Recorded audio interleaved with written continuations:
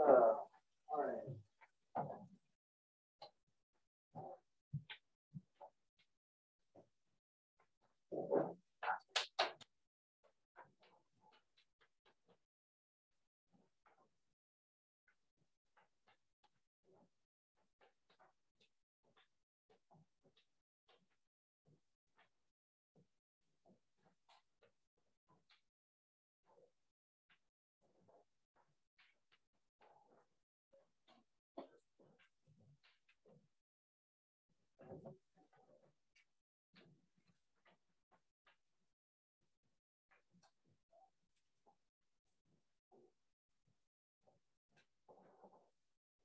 All right, so I'm gonna get started. The plan today is to take questions about the homework exercises, if there are any. I'm gonna finish up 11.4, which is pretty straightforward. And then what I was hoping to do is either individually or in groups have you guys work through some exercises to make sure that you, in a sort of combined setting, when you smash all the sections together, that you see how to approach different types of problems. And so I've got one in particular that I can ask you to show converges in 4 different ways, the same series, but you can test it 4 different ways. And then I'm going to do some harder problems on top of that. The idea is that after I finish teaching you 11.4, which is the limit comparison test, then we're going to look at our first brick of applications. Because the tests that we go to after these tests, not exams, the tests for convergence we go to after these are sort of different in flavor than these.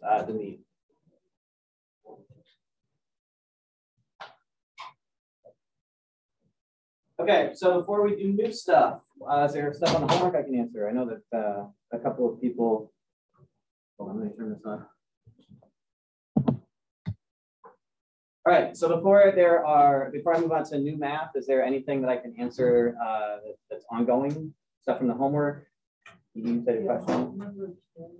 Can you give me the statement from which section? Yeah, so it's from N equals 2. Sum from N equals 2. Yep.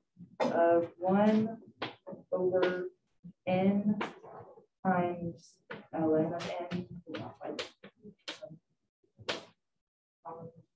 To the power of 7? Yeah, just N log 7. Okay, so when I look at that, so even if I didn't know what section this was in, and I'm going to assume that this is in section 11.3, the integral test section, because this thing just screams out that it's an example of a U substitution that they would have given you in that calculus 2.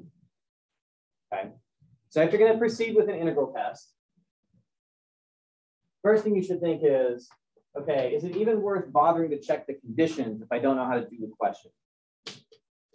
If you write this down, is this something that you know how to integrate? Like, just even take the limits of integration out. If I wrote down 1 over x, ln of x to the 7th, I mean, we're going to have to do that in an integral test, right? Do you actually know how to integrate that? And the answer is you should, because if you let u be equal to the natural log of x, the du is going to be 1 over x dx, and look how convenient. There's the 1 over x in this question. Okay. So this is something that we should be able to tackle with U substitution. And that means that the integral test is a justified approach. If you try to do an integral test to a function you have no idea how to integrate, then it's a bad test. Okay, so what do I need to justify in order to do this? Well, I need to check 3 conditions. F is continuous. F is positive. F is decreasing. Of course, on your web assign homework, you can get away with not doing any of that because you can just integrate the thing, right? But this function, f of x, is equal to 1 over x times the natural log of x to the 7th. This function is continuous as long as you stay away from 0. And it's positive as long as you're above 1, because the natural log is positive when x is larger than 1. And you can compute from the derivative that's an increasing function. I mean, is that what your question was, or do you actually want to see how the rest of it goes? Okay, so for now, what I'm going to do is I'm going to say that you can show that f prime of x is negative for x bigger than e. I think is what it turns out to be. Right? Pretty sure that's what the condition is. Maybe not, but I think so. I think just finding if it's decreasing is probably. That's okay. So you actually want to see that step. Okay, so let's actually do the computation, the decreasing computation. Okay, so f of x is equal to 1 over x times the natural log of x to the 7th. What's your poison here? Do you like the quotient rule or product rule? You got to pick. Product rule? Sweet. I hate the quotient rule.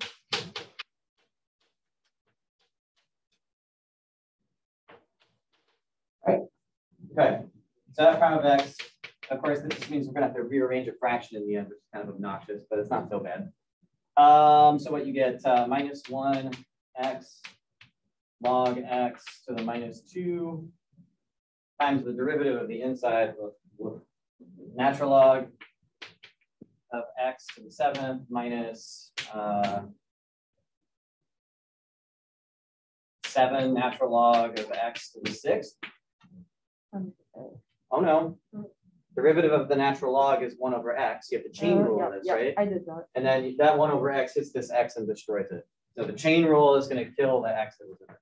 I mean, really what we did here was we said 7 times x times the natural log of x to the 6 times 1 over x. Okay. So the derivative then is negative natural log of x to the 6th times natural log of x minus x all over x times the natural log of x to the 7th to the 2nd. Yeah. I mean, it looks awful, but that's what this is, right? This is the denominator.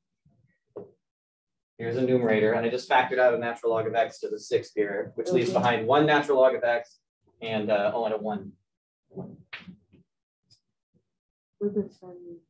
Oh, yeah, sorry, it's a 7. It's a 7, it's a 7, it's a 7. My bad.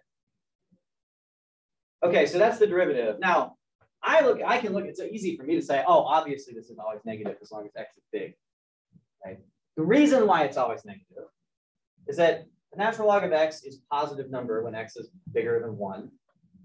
This quantity is always positive down here because there's a square in it, plus all the numbers, the inputs are all positive. So this part is positive, and this part is positive. And what about this? Is the natural log of x eventually bigger than 7? Yeah, right? And does it stay there? Does it always stay above 7 as x continues out to infinity? So you should have, in your head, you should have an idea of what the behavior of natural log of x is, right? So as soon as the natural log of x crosses 7, which takes a long time, by the way, but once it gets over the number 7, does it ever come back down again? Then this can't ever be negative, right? When x gets big, this quantity has to be positive because the natural log of x tends to infinity.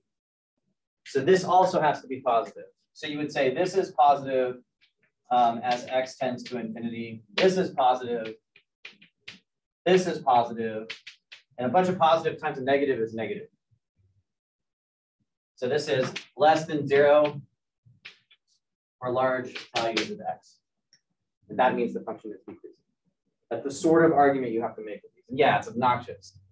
But, you know, it's only obnoxious because it's asking you to use stuff you learned in calculus 1.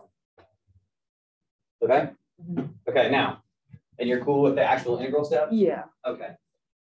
Yeah, so here you just like u equal the natural log of x, and it just turns into the integral of 1 over u to the 7th. Yep. But that question was asking how many terms would you need to find the sum within 0.0. Okay, so once you get that 0.04 within 0.01. Okay. So now the error estimate happens. Okay, so the question then becomes, how many terms do you need to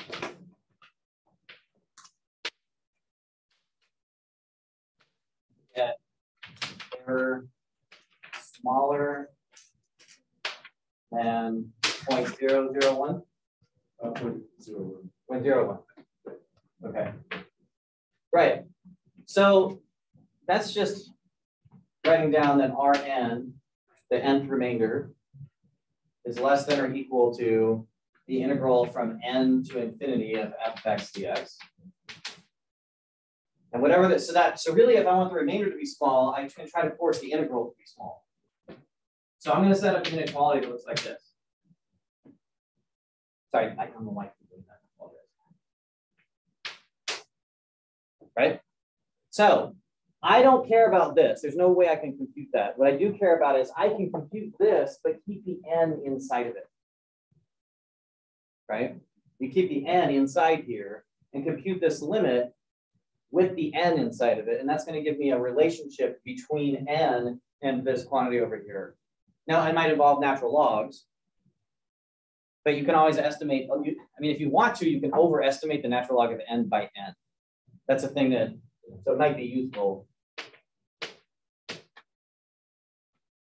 If natural logs turn out to be in the answer, one way to force this to be true is you can look at this estimate. That's always true. Natural log of n bends way over, right? In fact, it's smaller than any power of n once n gets large. So this is sort of the approach I would take, would be to actually integrate this, but keeping the n inside of it, and then solving the inequality. And if I have to use this estimate. Now, I don't know if WebAssign is going to like that.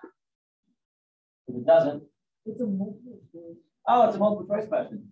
Oh, so it just wants you to plug in different values of n and figure out like which one is small. Yeah, especially like Okay. So then it's just doing this with the n and then plugging in the values they give you to see how small this turns out to be. Which is dumb, but you know, if you were doing it like you were actually formally doing it, the way you would do it is you would set it up so you had an inequality in terms of n. And then you would make this, whatever you got here for this expression, you would just replace it with this expression, which is bigger, and make sure that expression was small. Does that make sense? Yeah. Anything else? I mean, if you want, I can write the details of this up if you send me a chat or like send me an email. I'll write this out. Anything else? Okay, let's talk about the rest of 11.4 then. And then we'll do some exercises today. You guys a chance to flex your math muscles. And as the quarter goes on, there'll be a lot more of this. I sort of built a schedule to allow you to work on stuff. So I'm going to remind you that the comparison test is this theorem. So it's a theorem, comparison test. The thing about the comparison test is we don't need any of the conditions that we needed on the integral test except for positivity. So if this series and this series have positive terms,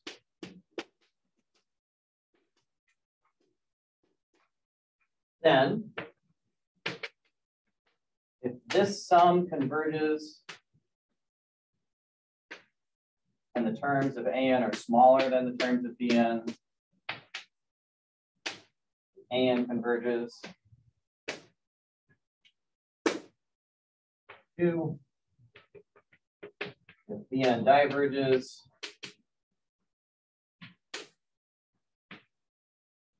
and the terms of the an's are bigger than those,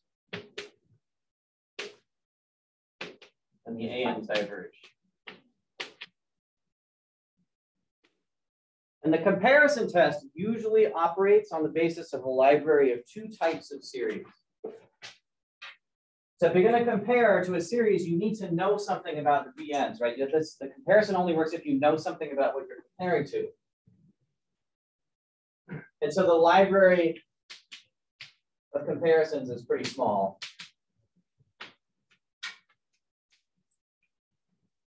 You know that the sum of 1 over n to the p converges. P is bigger than 1. And you know that the sum of r a to the n minus 1 converges. The absolute value of r is less than 1. So those are our two basic comparisons, right? We don't have anything else we can compare to. These are, I mean, most frequently we know about these series, and the things we compare with are just modifications of the geometric series and the p series.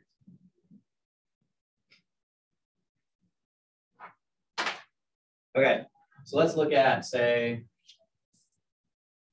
another example of how this works in practice before we go on to the limit comparison test. So consider this.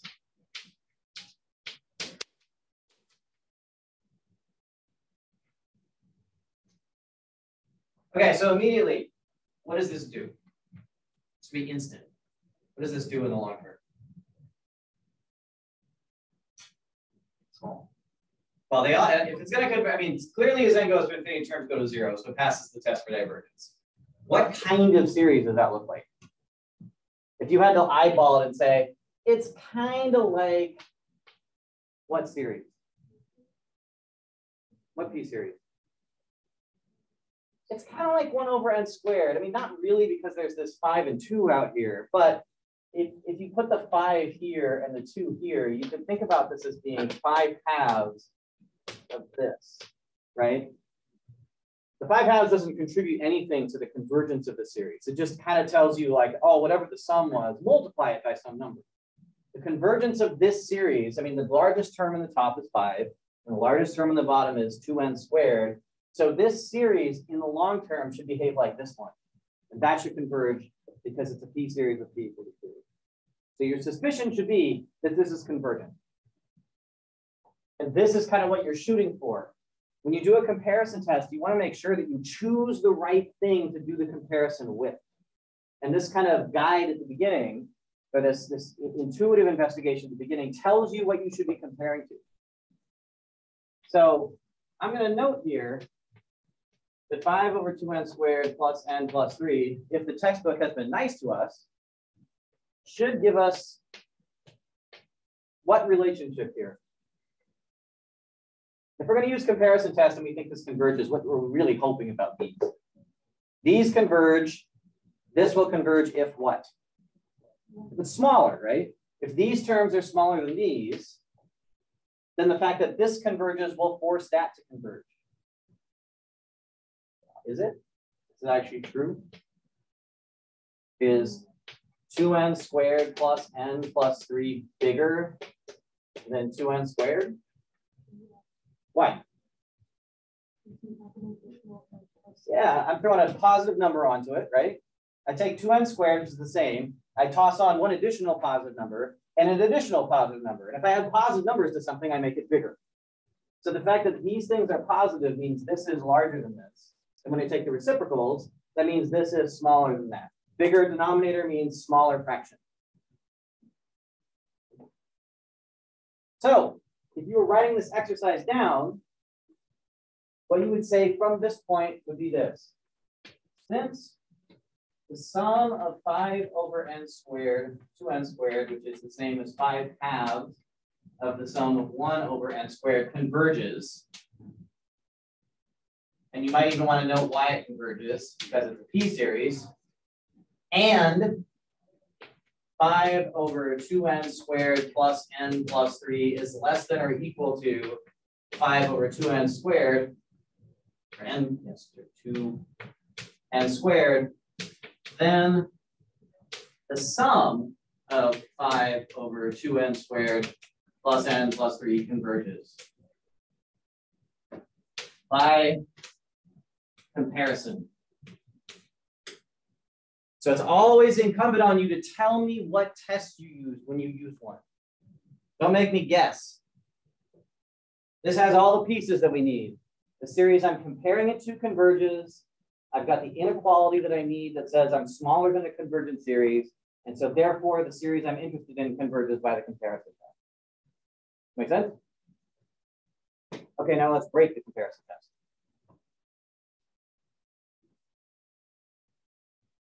So let's consider the same argument, except this time, we're going to screw up the inequality. What about this series? 5 over 2n squared minus n minus 3.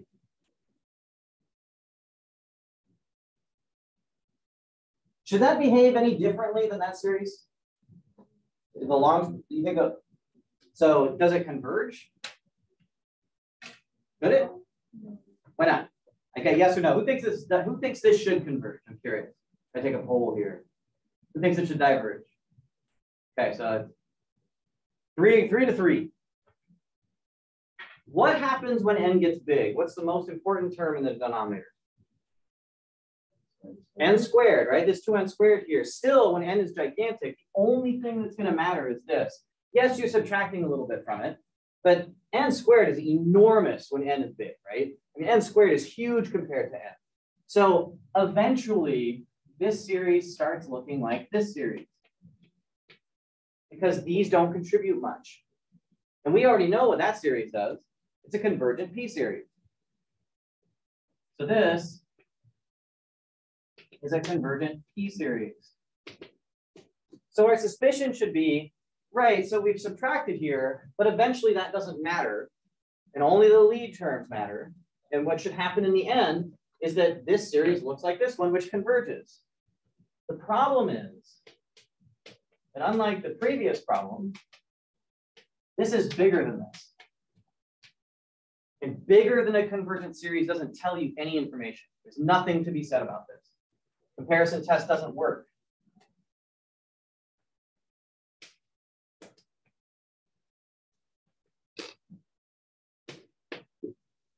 It doesn't work because bigger than convergent tells you nothing. Bigger than finite / convergent gives no information.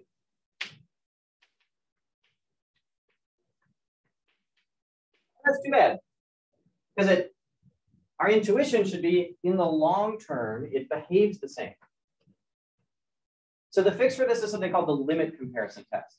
And what we're going to say is that, okay, well, maybe what we care about is not that it's bounded above by a convergent series, but maybe we can make a statement about if the long-term growth of this series is the same as the long-term growth of that series, then they should act the same. And that's what the limit comparison test says. The limit comparison test says two series who have terms that grow in the same way have the same behavior.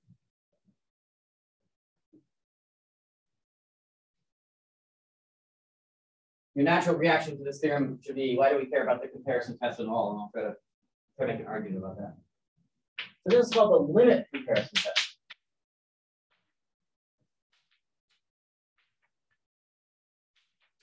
So the limit comparison test says, heuristically, two series have terms with the same asymptotic behavior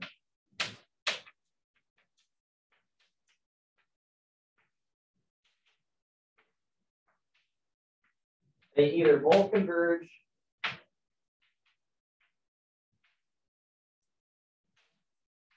or both diverge. What I mean is, this thing looks like a 1 over n squared as it runs out to infinity. This looks like a 1 over n squared as n goes out to infinity. And that means they have the same asymptotic behavior. They're both acting like 1 over n squared. And so they should do the same thing because they grow the same way or shrink the same way to the axis. They should either converge together or diverge together. So the formal statement of the theorem is, given two series with positive terms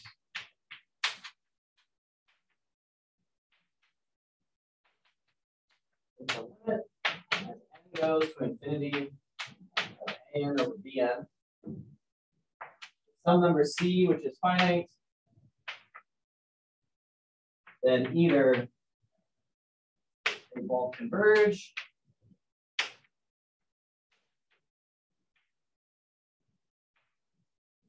or they both diverge.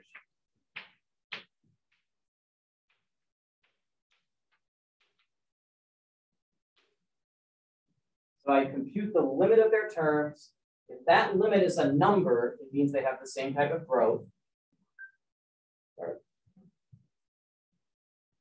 And if they have the same time of growth, then they must either converge together or diverge together. Right? And I'm not doing the whole series, I'm just doing the ratio of their terms. So forget the comparison test. Let's look at this. The limit as n goes to infinity of an over bn. It doesn't matter which series I pick as which either, by the way, right? Because there's no bound here. I just need a number to be finite. You can put whichever one you want on top.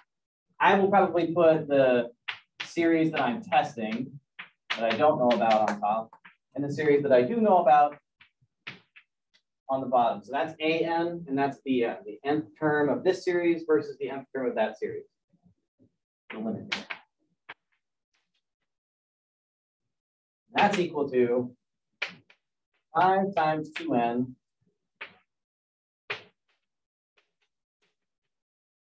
So this flips, so 2n goes up here, and on the bottom I'm going to get a 5 times 2n squared minus n minus 3.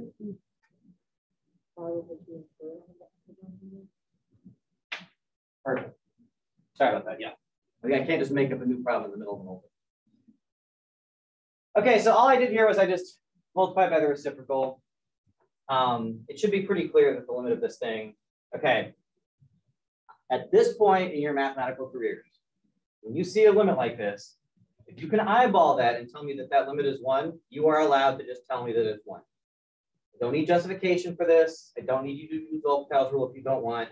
If you can look at that and say, it's a square, the term on top that matters is a 10n squared, and the leading term on the bottom is a 10n squared. And that means that the ratio of lead coefficients is 1 because they have equal degrees. You're more than welcome to just write that. Okay. We got enough justification to do in here without you guys computing simple limit formula like this. I trust you. Unless you prove me wrong. Okay, so what does that mean? We got a limit, we took the 1. 1 is clearly a constant, and it's clearly less than infinity. So what do we conclude about the two series? Well, since we know that one converges, it means they have the same behavior. The two series act the same, but we know this one converges. This is why this is a comparison test. They must do the same thing, but this series converges, so that one does. So how would you finish this up if you were writing it? You would say, thus, the sum of 5 over 2n squared minus n minus 3 converges by the limit comparison test. You want to write LCT? That's a time-honored tradition. Notice in both cases, you have to tell me that this is a convergent p-series in order to establish the comparison. You need to know that the thing you're comparing with converges. Okay, so now my next question is, why on earth, if I could just compute a limit, why on earth would I ever use the actual comparison test? What's the point? Why would I ever do that? The answer is, not everything that you compare is a ratio of polynomials. So the comparison test can handle more complicated things, like the cosine squared example we saw last time. I can't use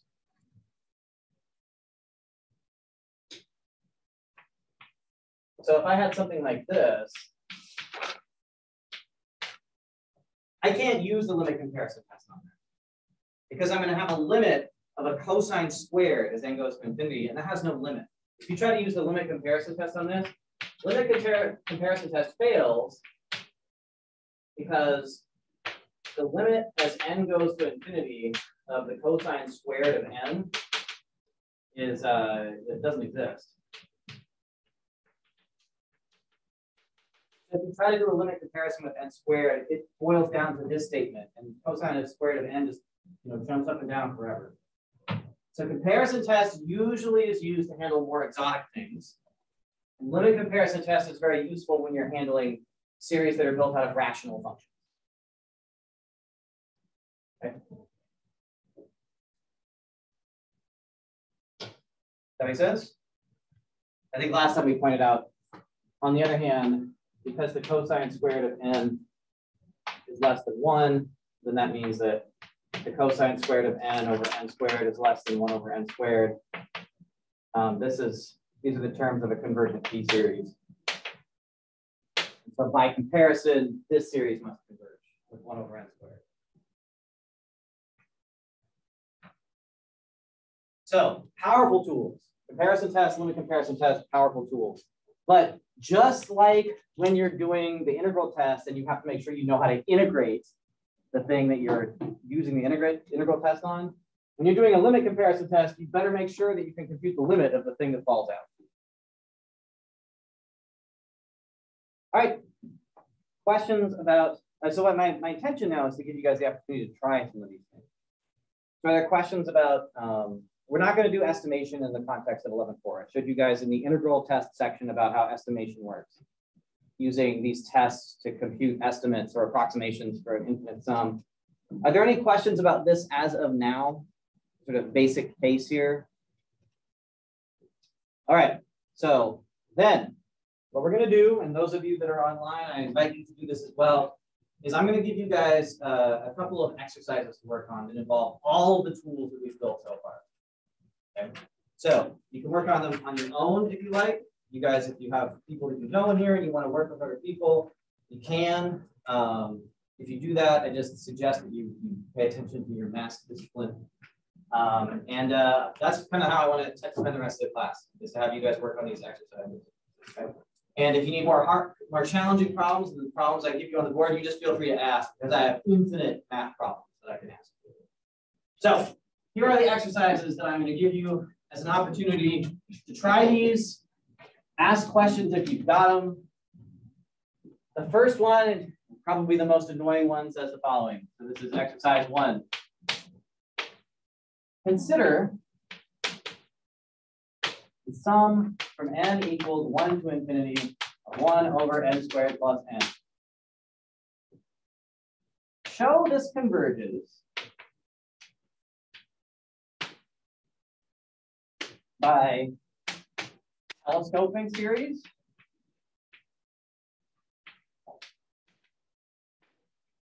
show it converges with the integral test,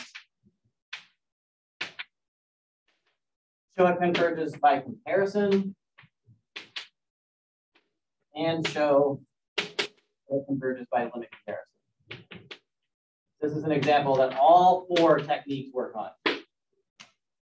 That's exercise 1 that I'd like you to try. Okay. Exercise 2. And here's where I'm gonna give you guys some slightly more difficult problems to work on from the sections here. But it would be I'm gonna give you too much.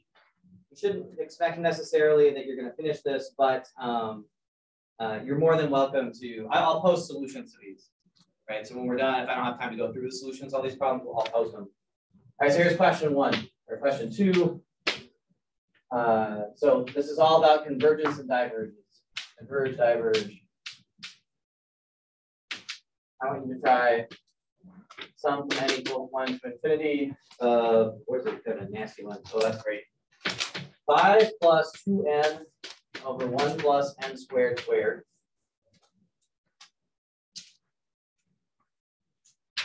I would like you to do, say, sum from n equals 1 to infinity of n squared e to the minus n to the third. If you've seen any of these on the homework, you can let me know if I've accidentally hit a homework question, and I'll replace it with an even better question. And then I would also like to know about, that's an awesome one. 2 to the n plus 4 to the n over e to the n. So that's what I want you to work on the rest of the time today.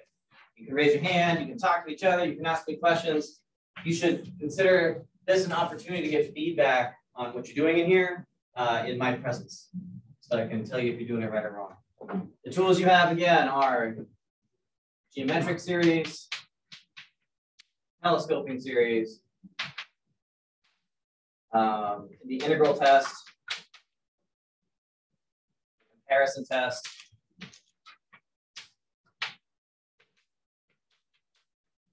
the comparison test. Go to.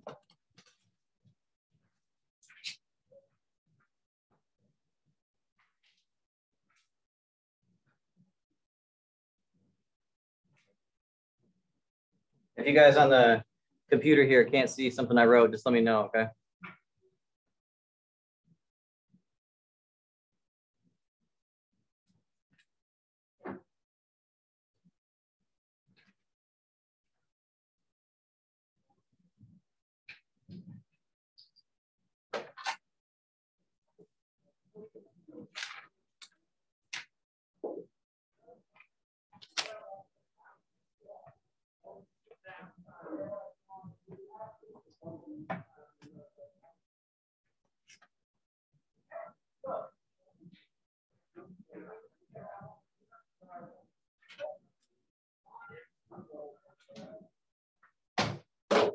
Sorry, I'd open that, but we got two of the loudest professors in the department bracketing the room. So.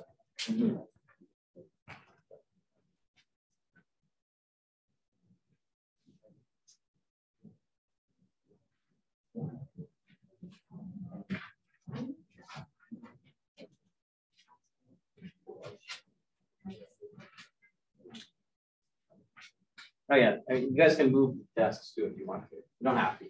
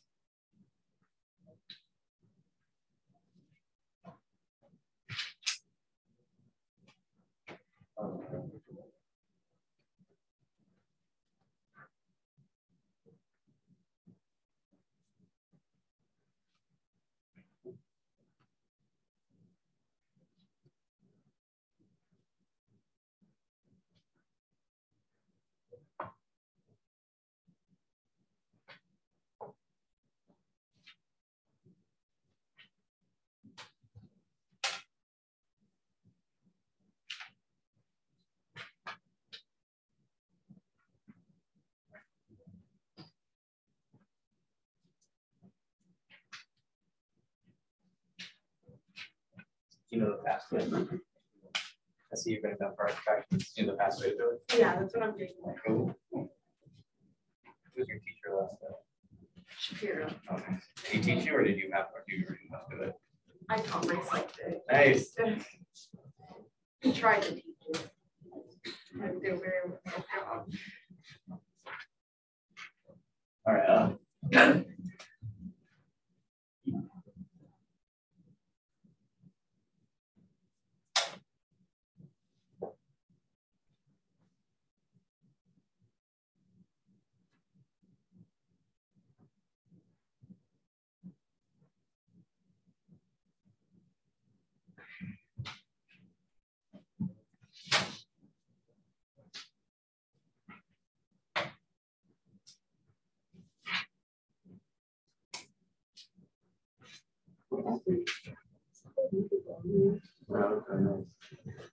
All right. In the background, just like it just looks Yeah, nice. I have notability. I didn't realize you could do that in the background. Yeah. Very clean.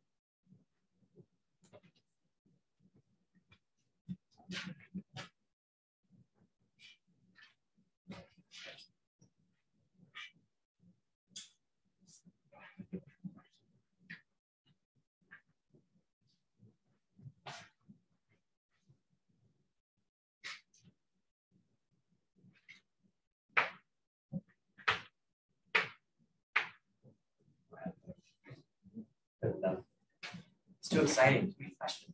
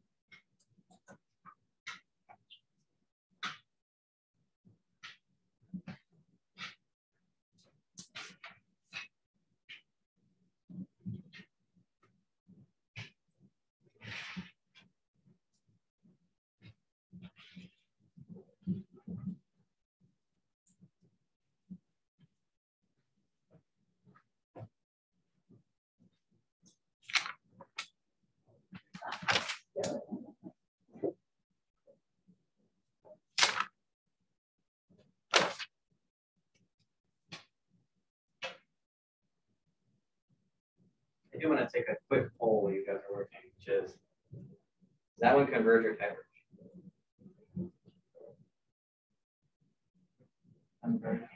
Why? You don't have to be rigorous. You can just give me a reason why you think it should. One power. What is this? What do you think this is on the order of? Well, the numerator of this is like n, so you can cheat. Numerator of this is like n. What's the denominator like? Yeah, if you multiply it out, you get n to the fourth, right? So in the long run, this thing is like a 1 over n to the third. This is like sort of computations that we can do. The higher we get, the more hand we get. Now, this one, we don't have a way to do that. I just want you to tell me what you think this one does. Just think about.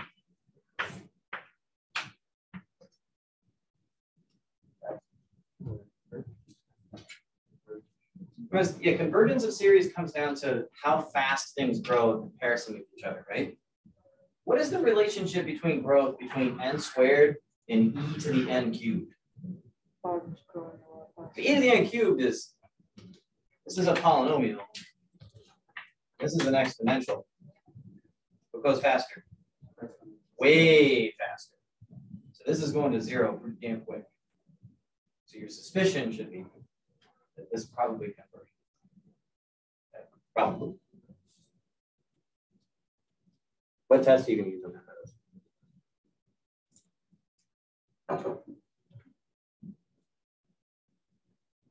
I know I'm interrupting you. Does the negative n change things? No. I mean, this, I mean, I just rewrote it with the n cubed on bottom, right? So, yeah, I mean, e to the minus n cubed is the same as e. If it was e to the n cubed instead of positive n cubed, yeah, there's no way it would converge because you have this exponential exploding to infinity, right? The fact that it's negative is what puts it in the denominator of the fraction. So here I am, your math professor, and I've just dropped this question on an exam or a quiz, and you're just staring at it. What possible thing could you do with that? Well, comparison with what? So you got something to compare it to. What would you compare it to? You could do this with comparison if you came up with a good comparison. What if somebody in a totally different class rolled up to you and said, I got this function, say calculus 2, somebody wrote a question down that looked like that. And they said, I want you to integrate that. What method of integration would scream out to you? Just absolutely scream out when you saw this and this. It looks like a U substitution, right? So your eyes need to be open when you're looking at these series for things that look like U substitutions. Because if they look like U substitutions, they're probably the integral test. It's a clue that you're looking at an integral test. When you rewrite this series like this, and you go through your list and say, well, it's not geometric, it's not telescoping, and I have no idea what it compares to because it's not a rational function, it's not geometric. The only thing left is the integral test. I have to be able to integrate it. So when I eyeball this thing, I see, well, if that was a U, then the du sits right there, right? So your clue that this question is an integral test question is the fact that it looks like a U substitution. It just looks like one. And if it doesn't look like one to you, then at least by process of elimination, right? After you check every other method, the integral test is the only one that that screams out, because a comparison test would be awesome, except you have to know what to compare it to.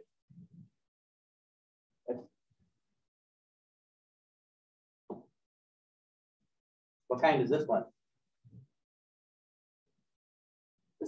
Again, I know your exercises are to compute these. Go home and compute these, and I'll post solutions to them later. Just guessing. What do you think this is? I mean, it's gonna but let's say not gonna. Let's identify the type first. What type of series is it? It definitely diverges. But what type of series is it? There's a structural clue here. Why geometric? Because it's an nth power problem, right?